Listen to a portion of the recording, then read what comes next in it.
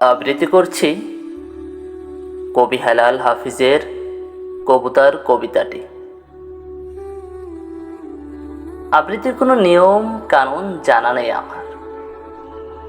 আবৃত্তি শুনতে ভীষণ ভালো লাগে, করতেও ইচ্ছে জাগে, তাই আর কি একটু চেষ্টা করা। প্রতীক্ষায় থেকো না আমার, আমি আসবো না, থাকলো কথার কবুতর।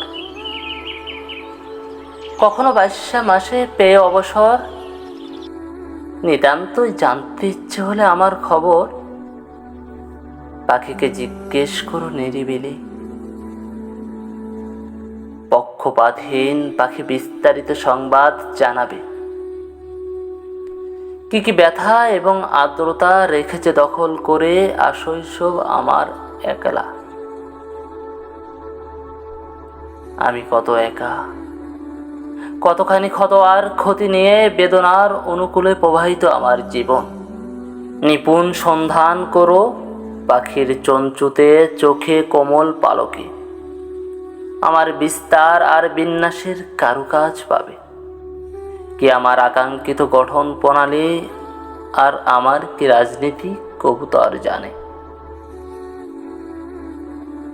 জীবন যাপনে কত মানবিক, কবিতায় কতটা মানুষ।